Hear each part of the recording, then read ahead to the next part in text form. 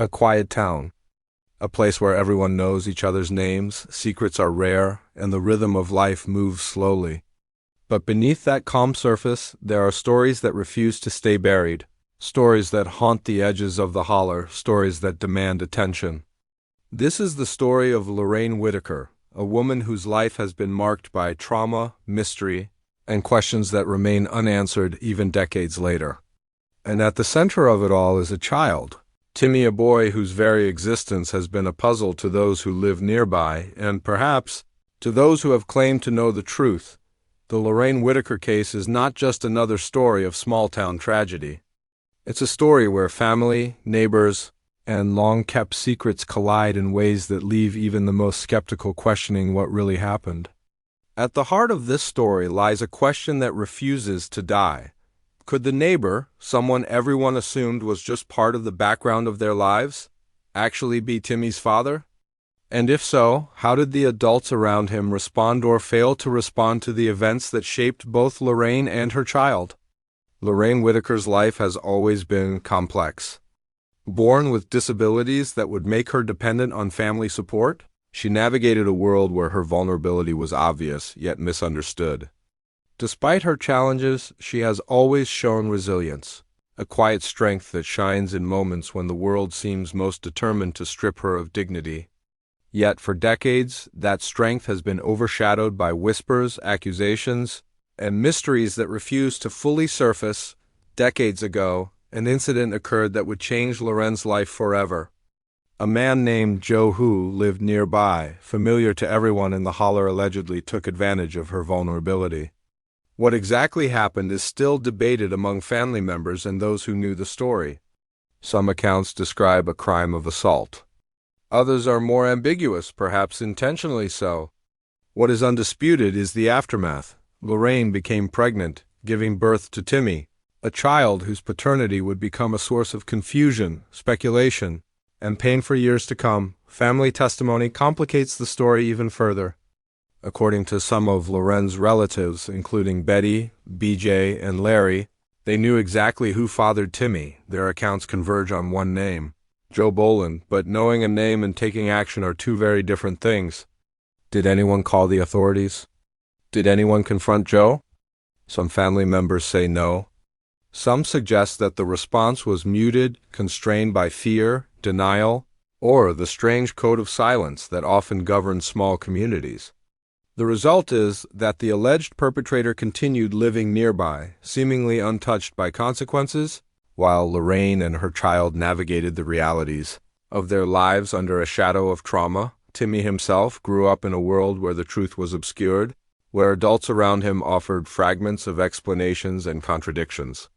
When asked about his father, the boy's responses have been confusing, not because he doesn't understand, but because the adults around him have created a landscape where truth and fiction blur. In one moment, he points to his mother as the central figure in his life, the one who nurtures and protects him. In another, the name Joe surfaces, whispered or stated by relatives with varying degrees of certainty. The complexity of this story is compounded by the limitations of Lorraine herself. Her comprehension is sound. She can understand what is being said around her, but expressing thoughts and emotions has always been a challenge. This means that much of what she experiences and understands is filtered through the observations, statements, and sometimes the assumptions of those around her. In a sense, her voice has often been mediated, interpreted by others rather than heard directly. This has left Timmy, too, in a position where he has had to navigate the story of his own existence through fragmented narratives and glimpses of adult conversations he may not fully grasp. Watching the interviews, conducted by Mark from Soft White Underbelly, one thing becomes clear. The adults involved display a mixture of acknowledgement, discomfort, and almost performative casualness. When asked directly about Timmy's father, their hesitations and glances at one another reveal the tension underlying their words. They know what they know, but addressing it directly seems almost impossible. Lorraine sits nearby, absorbing the conversation silently, as if aware of every nuance but constrained from fully expressing it. And through it all, Timmy observes and reacts, his understanding shaped by the adult world around him. It's easy to look at this situation from the outside and ask, why didn't anyone act? Why did Joe remain free? Why were truths obscured for decades? But small-town dynamics are rarely simple. Family loyalty, fear of confrontation, disbelief, and long-standing social codes often create environments where the right action is clouded by uncertainty and hesitation. And so the story persists in ambiguity, leaving observers, both local and online, to wonder, to theorize, and to question whether justice, in any form, was ever possible. Even now, the lingering questions continue to demand attention. Did Joe face any legal consequences? Was there a trial or a child support arrangement or any formal acknowledgement of responsibility? Evidence is sparse, records unclear, and memories fallible. Social media and online communities provide snippets of information, rumors and theories, but the core truths remain elusive. And as new viewers and followers of this case attempt to piece together the puzzle, the central question emerges yet again. Could the neighbor really be Timmy's father? And what does that mean for everyone involved? What's particularly chilling about this story is how ordinary the surrounding lives seem. Contrasted against the extraordinary trauma endured by Lorraine and Timmy, life goes on in the holler. Children play, adults work, families gather. Yet beneath the veneer of normalcy lies a history that cannot be ignored, a history that shaped every decision, every relationship, and every interaction in subtle and significant ways. This tension between the ordinary and the extraordinary gives the Lorraine Whittaker case a haunting resonance. One that makes it impossible to simply look away. As we begin to peel back the layers of this story, it becomes evident that understanding the full truth is not just about names, dates, or events. It's about relationships, power dynamics, and the ways trauma reverberates across generations. It's about how a child grows up in an environment shaped by secrets and omissions, and how an adult reflects on the consequences of actions taken or not taken decades earlier. And it's about the way a community negotiates the uncomfortable intersection of vulnerability, accountability, and survival. In the next part, we'll explore the testimonies of Betty, BJ, and Larry in greater detail, examining what they claim to know about Timmy's father, and why their accounts raise as many questions as they answer. We'll look at the moments that suggest both acknowledgement and denial, and attempt to understand how the story has been passed down, altered, or concealed over time. In every story like this, the family's perspective is both illuminating and confounding. It's where emotion, memory, and secrecy intersect. In the Lorraine Whittaker case, the family members Betty, BJ, and Larry hold pieces of the puzzle, each fragment shaped by their own experiences, loyalties, and perhaps fears. Understanding what they say and what they leave unsaid is crucial to grasping the full scope of the mystery surrounding Timmy's paternity. When Mark from Soft White Underbelly sat down with the family, the air was thick with tension, hesitation, and the subtle weight of unspoken truths. He asked a simple question: who is Timmy's father? And the reactions were anything but simple. Betty, BJ, and Larry exchanged glances, an almost imperceptible acknowledgement passing between them. Then one by one they named a man, Joe Boland. On the surface it was straightforward. But the delivery, the pauses, the flickers of discomfort, they told a more complex story. Betty, the eldest among them, seemed to carry the heaviest weight of recollection. Her voice wavered at times, a mixture of certainty and an almost defensive protectiveness over what she believed to be true. She recalled details of the incident that allegedly led to Timmy's conception, describing it as a violation of Lorraine, a moment of betrayal and wrongdoing. Yet even as she spoke, there were moments where her recollection faltered, where her words became almost performative, as if she were narrating a story that needed to be told, rather than reliving a memory she had fully owned. BJ, younger and quieter, seemed less certain in her responses. She repeated what she had been told by the elders, acting as both a witness and a conduit for second-hand knowledge. Her hesitations underscored the fragility of memory and the weight of family influence. She knew the name, she knew the story, but there was little in the way of personal conviction, only the echo of what she had been told. This dynamic highlights a critical element in small-town narratives. Truth often passes through filters, interpreted and reshaped by those who relay it. Larry, perhaps the most casual in demeanor, added a layer of ambiguity to the discussion.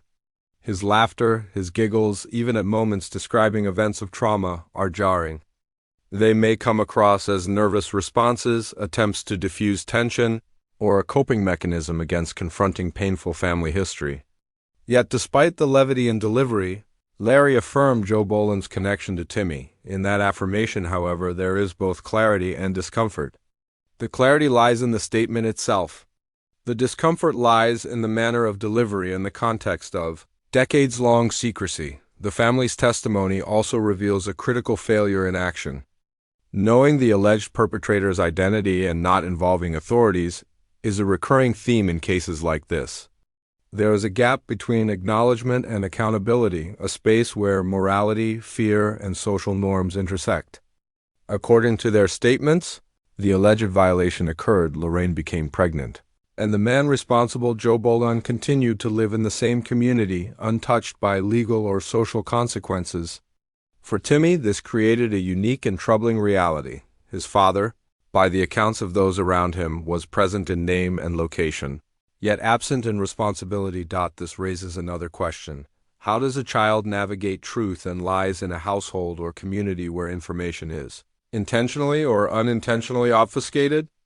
Timmy, in interviews, displayed moments of confusion and clarity. When asked about his father, he sometimes points to Lorraine herself, highlighting her role as the central figure in his life. Other times he echoes the names provided by relatives, names that carry weight, guilt, and complexity far beyond what a child of his age should have to comprehend. His understanding is filtered, his reality shaped by adults who both protect and obscure, who both acknowledge and withhold. Lorraine's own presence during these interviews adds another layer of gravity. Despite her disability, she comprehends far more than she can verbally express. She absorbs the conversation, registers the names, the implications, and the tone of everyone in the room. Her silence is both telling and protective. It reflects her awareness of the story's stakes, her understanding of the limitations imposed on her voice, and perhaps her desire to shield Timmy from the full weight of history. The adults around her shape the narrative, but she remains a central, silent witness, fully aware and yet constrained. This dynamic between knowing and action is critical in understanding the broader mystery. Knowledge of the alleged father existed, yet legal recourse was not pursued. Social norms, fear, denial, and the isolation inherent in small-town life all played roles. The result is a narrative where facts, memories, and truths exist in tension, and where a child grows up navigating the consequences of adult decisions or indecisions. The silence of the community, the partial truths, and the long-standing family dynamics create a space where ambiguity reigns and where every statement, gesture, and pause carries weight. When analyzing the family testimonies, one also cannot ignore the inconsistencies that emerge. Betty, BJ, and Larry each provide details that sometimes diverge, either in timing, sequence, or emphasis. These inconsistencies are not necessarily intentional deceit. They are emblematic of human memory, particularly when filtered through decades of family loyalty, trauma, and shame. Memory is malleable, reshaped by repetition, perspective, and the desire to protect oneself or loved ones. Yet, in these contradictions lies both danger and insight. Danger because it complicates the quest for objective truth, and insight because it illuminates the human dimensions of the story, the emotions and motivations that factual records alone cannot convey. Moreover, the family's behavior during the interviews provides subtle clues about how this story has been internalized. Laughter, hesitation, and the careful phrasing of statements suggest an ongoing negotiation between what is remembered and what is safe to disclose. There is a performative aspect, perhaps unconscious, to their storytelling, moments where trauma is downplayed, where responsibility is deferred, or where the weight of the truth is softened by humor or distraction. For the outside observer, these nuances are critical.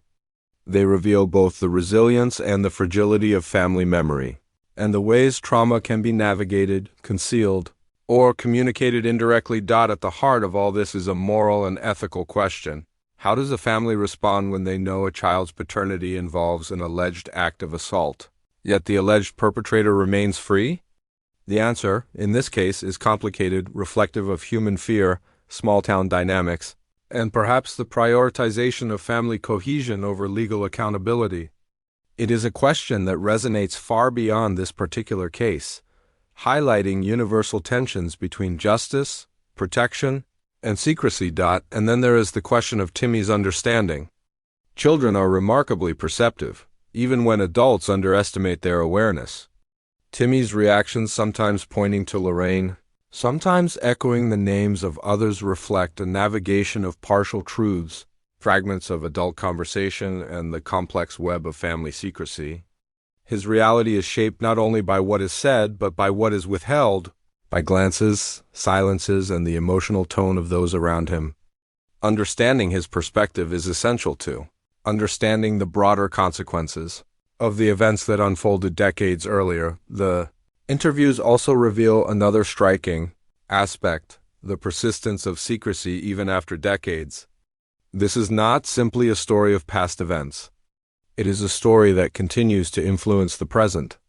Decisions made long ago about disclosure, protection, and acknowledgement have rippled across time, affecting Lorraine, Timmy, and the broader family network.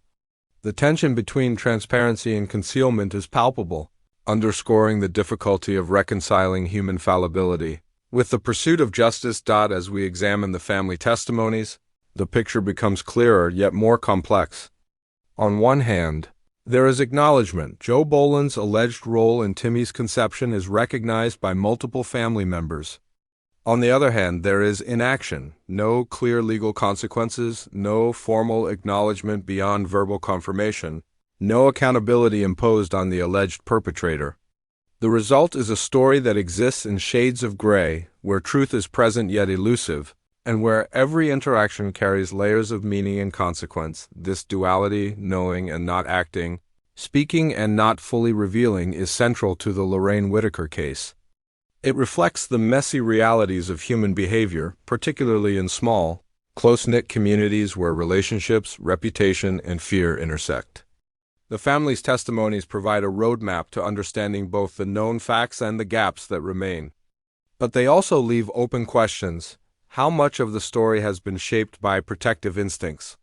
How much by shame, fear, or denial? And ultimately, how does one reconcile the acknowledgement of wrongdoing with the absence of justice? In exploring these interviews, it is also important to consider the social context. The alleged events occurred decades ago, in a time and place where support for victims was minimal, where disability carried additional vulnerabilities, and where the social fabric of small towns often discouraged confrontation. The lack of action by the family, therefore, is not only a personal choice but also a reflection of broader structural and cultural forces. Understanding this context helps to explain, though not excuse, the inaction, and provides insight into the enduring complexity of the case. Finally, the question at the center of all this remains urgent. Could the neighbor really be Timmy's father? The family's statements suggest yes, yet the surrounding circumstances, ambiguities, inaction, memory lapses, and silence ensure that certainty is always just out of reach. It is a question that is more than factual. It is emotional, moral, and profoundly human. It is a question that invites not only investigation but empathy, reflection, and consideration of the forces that shape human behavior over decades. In the next part, we will explore the aftermath of these revelations, the impact on Timmy, Lorraine's ongoing life, and the community at large. We will examine the legal ambiguities, the social dynamics, and the lingering questions that continue to challenge both family members and observers alike. The story is far from over, and the truths we uncover next may be even more unsettling than what we have seen so far. As the pieces of the Lorraine Whittaker case begin to fall into place, one truth becomes increasingly clear. This story is not just about names or events. It is about the lives shaped by decades of secrecy, trauma, and the consequences of inaction. At the center of it all is Timmy, a child whose very existence is a living testament to events that the adults around him have struggled to process, acknowledge, and, in many ways, protect themselves from confronting. Timmy's life, like that of many children caught in the shadow of family secrets, is defined by dual realities. On one hand, he experiences normal childhood moments, play, learning, discovery, and the comfort of a mother who loves him deeply. On the other hand, he exists in a world structured by partial truths and contradictions. From a young age, he is exposed to the complexities of adult conversations, glimpses of tension, fleeting mentions of names, and subtle hints at events he cannot fully comprehend. These fragments shape his understanding of identity, trust, and belonging, leaving him with questions that may not have clear answers for years. Watching Timmy in interviews, one notices his reactions to questions about his father. He often points to Lorraine, emphasizing her central role in his life. In doing so, he reflects the bond that has defined his upbringing, a bond shaped by care, protection, and resilience. Yet, when prompted with the names and hints provided by relatives, his confusion becomes apparent. The mixture of affirmation, hesitation, and uncertainty in his responses speaks volumes about the environment he has grown up in, one where truth is filtered, mediated, and sometimes withheld. Lorraine's perspective is equally crucial. Despite the challenges posed by her disability, her comprehension is clear and acute. She observes, processes, and understands the conversations happening around her, even when expressing those thoughts verbally is difficult. Her silence in interviews is powerful, a reflection of awareness, resilience, and perhaps a protective instinct toward Timmy. She has navigated unimaginable trauma, raised a child under extraordinary circumstances, and witnessed the unfolding of decades-long family secrecy. Yet she remains a figure of quiet strength at the center of the story. The alleged perpetrator, Joe Bolin, remains a specter in this narrative. According to family accounts, he lived nearby for years, seemingly unaffected by legal or social consequences. This unresolved presence has shaped both Lorraine and Timmy's experiences, creating a tension between what is known and what is acted upon. The lack of accountability highlights a critical aspect of the case, the dissonance between acknowledgement and justice. Knowledge existed, yet action was minimal, leaving a shadow over the family that continues to linger to this day. Legally, the case is complicated. Public records regarding any charges, trials, or formal recognition of paternity are unclear. Reports suggest that the alleged perpetrator passed away years ago, but documentation is sparse and inconclusive. This ambiguity adds another layer to the mystery, as questions about accountability, justice, and recognition remain unresolved. Even in the absence of legal closure, the emotional and psychological consequences for those involved, particularly Lorraine and Timmy, are profound and enduring. Social dynamics also play a crucial role. The community surrounding Lorraine and her family is not simply a backdrop. It is an active participant in the story. Small-town culture, with its interwoven relationships, long-standing norms, and unspoken codes, has shaped both the concealment and the revelation of key facts. Neighbors, family friends, and extended relatives all contribute to the network through which information flows or is withheld. This social web complicates the search for clarity, making every statement, glance, and gesture potentially significant within this environment. The moral questions persist. How should a family respond when they know a child's paternity involves alleged assault?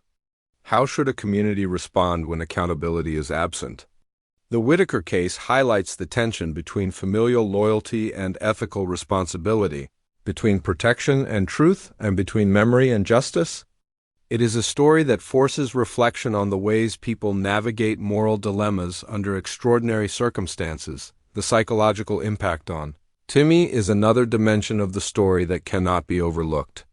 Growing up with partial truths, ambiguous adult narratives, and an absent or problematic paternal figure shapes a child's understanding of self, trust, and relationships. For Timmy, the presence of Joe Bolin as a potential father figure combined with Lorraine's care and the mediated narratives from relatives creates a unique psychological landscape. He must reconcile love, confusion, and uncertainty in a world where truth is complicated by decades of secrecy. Lorraine's role as a mother is equally remarkable. Despite her vulnerabilities, she has provided care, stability, and protection to Timmy. She has navigated her own trauma while supporting her child, often without the legal or social support that might have eased the burden.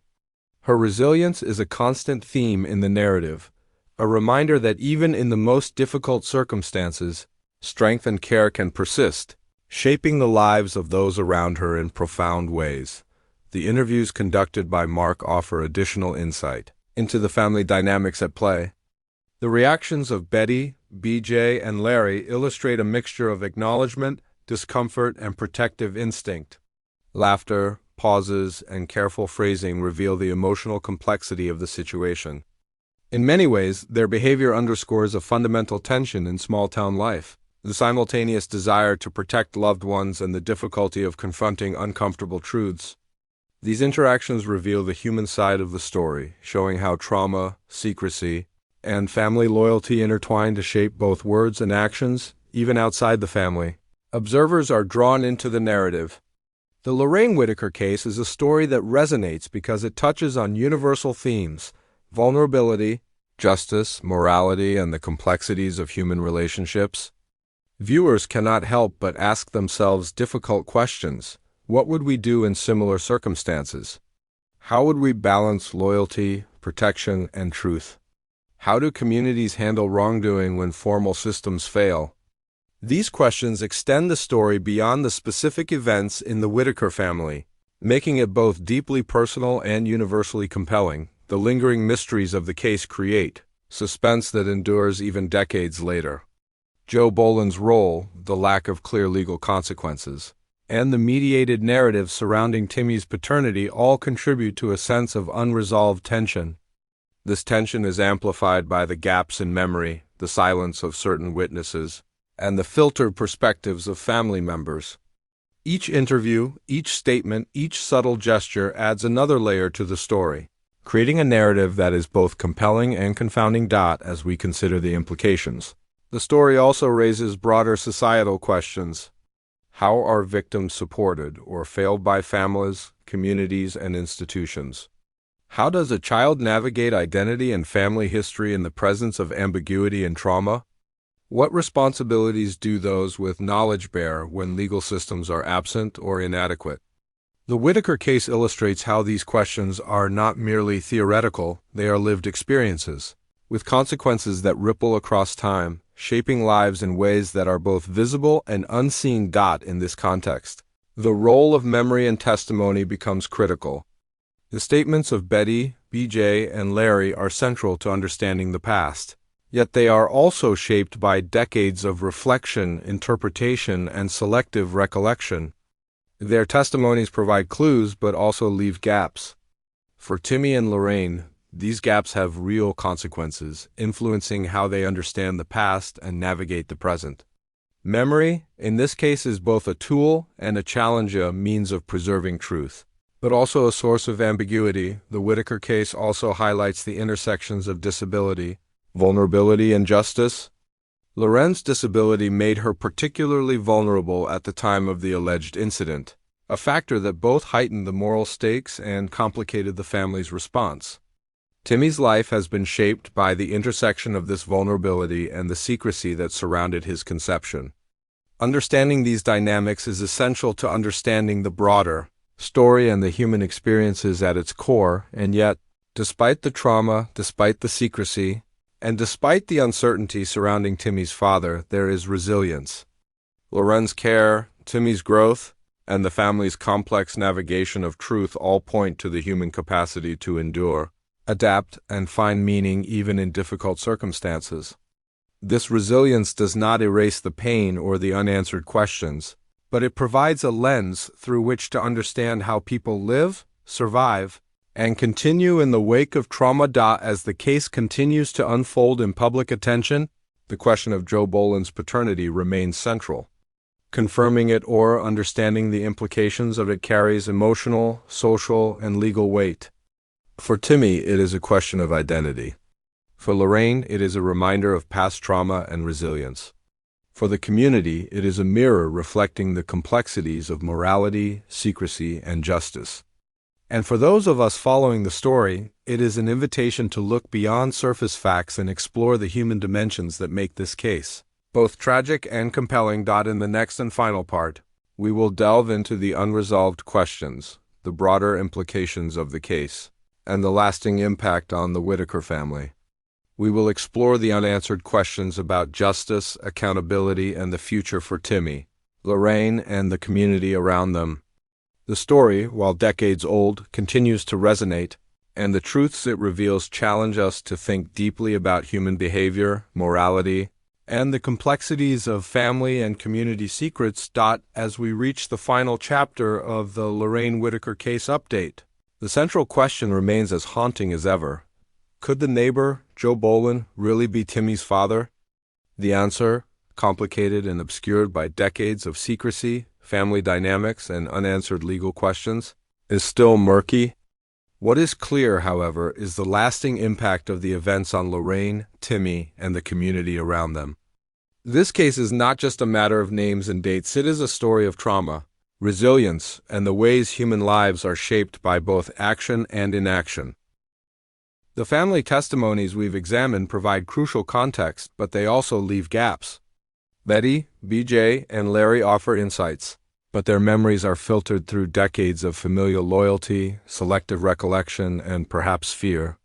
Their words illuminate the past, yet simultaneously deepen the mystery. Each hesitation, glance, or moment of laughter carries meaning, revealing discomfort, complicity, and the delicate balance of truth and protection. In this sense, the Whittaker case exemplifies a universal human dilemma: how to reconcile what we know with what we do or fail to do about it. Lorraine's life, shaped by both her disability and the alleged assault, demonstrates remarkable resilience. Despite the trauma she endured, she raised Timmy with care, love, and attention, navigating a world that offered little support and even less justice. Her presence in the interviews, her awareness of conversations that she cannot always express, underscores the silent strength she has carried throughout her life. She is at once the victim, the protector, and the witness, embodying both the fragility and power inherent in her position. Timmy's perspective adds another layer of complexity. Growing up in a world shaped by partial truths, whispered conversations, and the shadows of adult decisions, he has had to interpret his identity amidst uncertainty. His responses during interviews pointing to Lorraine, hesitating when names are mentioned, reflecting both clarity and confusion, highlight the impact of family secrets on a child's sense of self. Timmy's experiences serve as a reminder that the consequences of secrecy are not theoretical. They ripple through lives in profound, often irreversible ways. The legal dimension of this case remains frustratingly opaque. Records are unclear regarding any charges or formal acknowledgement of paternity, and reports suggest that Joe Boland may have passed away years ago. The absence of accountability raises critical questions. How does a community reconcile knowledge of wrongdoing with inaction? What mechanisms exist to ensure justice for vulnerable individuals? The Whittaker case, in its unresolved state, challenges viewers to consider the limits of legal systems, societal norms, and personal responsibility. Yet beyond legal questions, there is the moral dimension. Families often navigate tension between protection, loyalty, and truth. In small towns, where relationships are interwoven and reputations carry weight, decisions about disclosure and confrontation are rarely straightforward.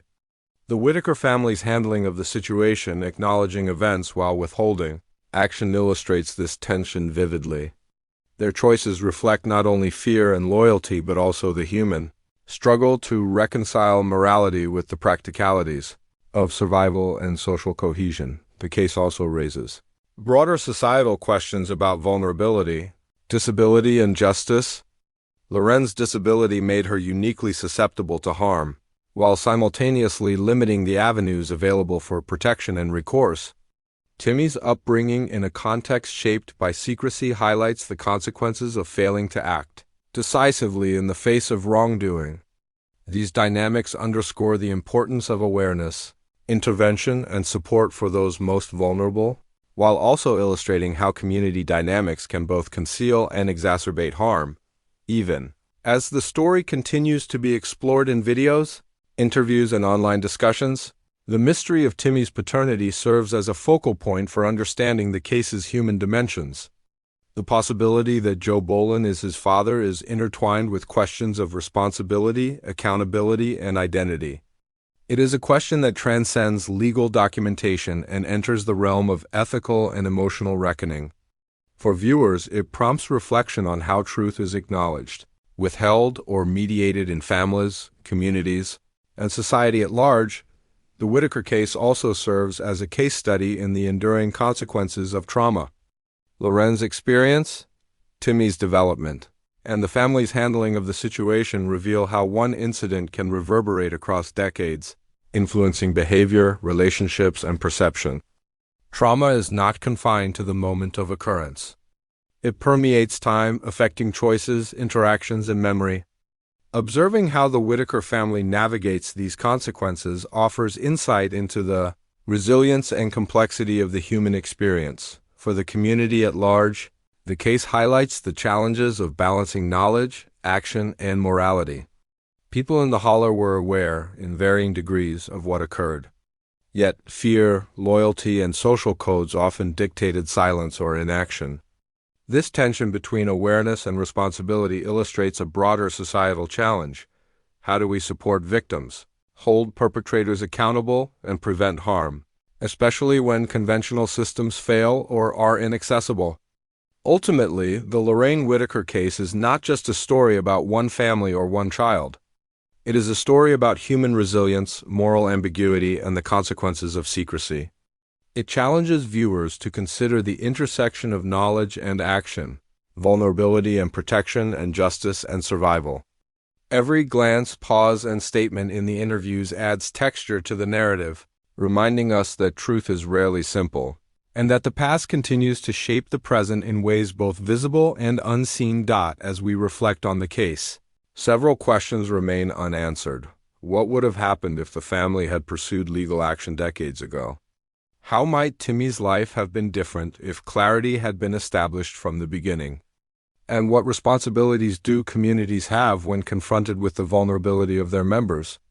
These are not merely rhetorical questions, they are the threads that continue to weave through the lives of those affected, the questions that linger in every conversation, and the mysteries that viewers themselves are left to ponder. In the end, the story of Lorraine Whittaker, Timmy, and the alleged role of Joe Bolin is a story that refuses to be neatly resolved. It is a narrative shaped by trauma, secrecy, resilience, and the enduring complexity of human relationships. For viewers, it is a story that challenges assumptions, provokes reflection, and invites empathy. The mystery remains, but the human truths, the courage, the vulnerability, and the lasting consequences are undeniable.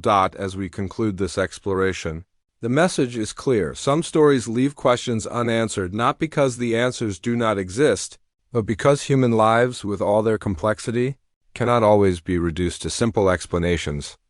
The Lorraine Whittaker case is one such story. It reminds us that resilience can coexist with trauma, that truth can be obscured but not erased, and that the impact of secrecy and the pursuit of justice can ripple across decades, leaving traces that endure far beyond the original events. For those following this story, the invitation remains: reflect, discuss, and consider the human dimensions behind the facts. Comment below with your thoughts, theories, and reflections. What do you believe truly happened? How should communities and families navigate these delicate, morally complex situations? Your perspective adds another layer to the ongoing conversation, helping to shine light on a story that, even decades later, continues to captivate, challenge, and resonate. The mystery of Timmy's father remains, but the human story, the story of Lorraine, Timmy, and the family around them has been revealed in its complexity. It is a story of endurance, of questions without easy answers, and of the enduring impact of choices made long ago. And while the past cannot be rewritten, understanding it offers insight, empathy, and perhaps a path toward clarity for those who continue to live with its consequences. Thank you for watching this video. Click here to watch another video that might interest you.